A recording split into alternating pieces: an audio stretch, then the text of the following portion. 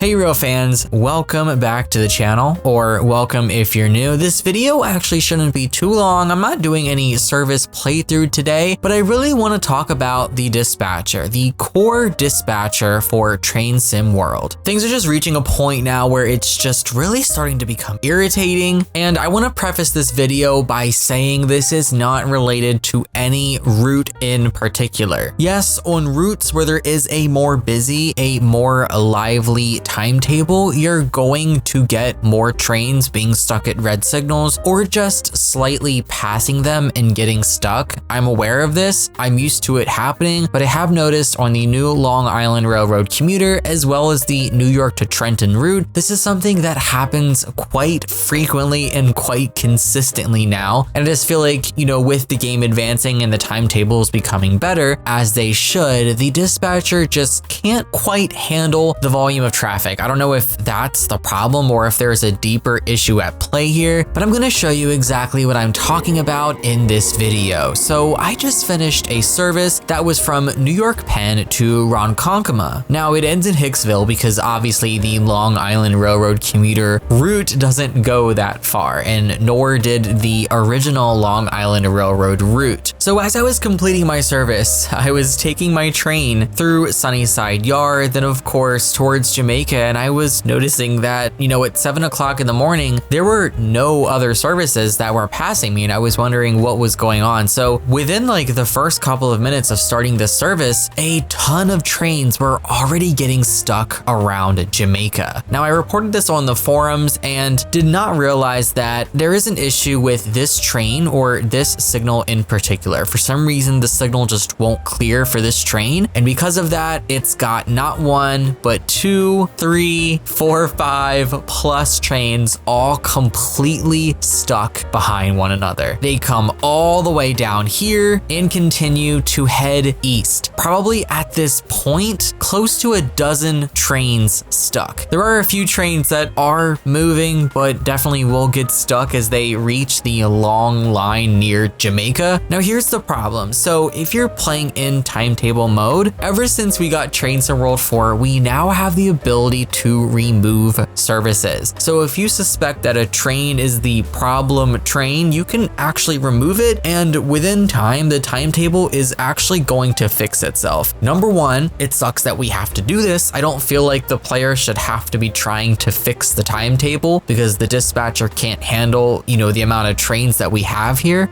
This is insane. Look at how long this line goes down. But number two, when you're completing a service in journey mode, which I did complete right now, this is service 2010, and I just finished it, there is actually no way to remove a train or remove a service or remove its path. I feel like, we should have that ability in all game modes. I don't know why that's hidden. If you're playing a regular timetable service, you do have the ability to remove a train, but if you're in journey mode, you can't. Fortunately, I was able to complete this service. The stuck trains were going westbound. It didn't stop me from completing it, but it really is a real immersion killer, and it wasn't just at Jamaica. I also decided to go on down to New York Penn and take a look to see what was happening here, and of course, all the trains are stuck as well. This train from West Side Yard, I'm assuming, is trying to pull onto this platform here, can't, because this train is currently waiting for this one to pull in. It has a clear signal, it's green. This is obviously its path, to come in here, but because that's stuck, it's now stopping this one from moving out, then from this one moving onto the platform, and because of all of that, we now have this line that extends all the way through the tunnels. Kind of ridiculous that at this point, within 30 minutes of playing, almost every westbound train is stuck, except for, I guess, whatever could be down here that's heading north that hasn't yet gotten stuck, because once it reaches this line here, it's going to get stuck, and once it reaches this line here, it's going to get stuck. So it's pretty much impossible for any train that is westbound to get to Jamaica at this point. And I don't know what exactly is causing this issue because, again, it has nothing to do with Long Island Railroad. This is also something that happens on New York Trenton, especially at New York Penn.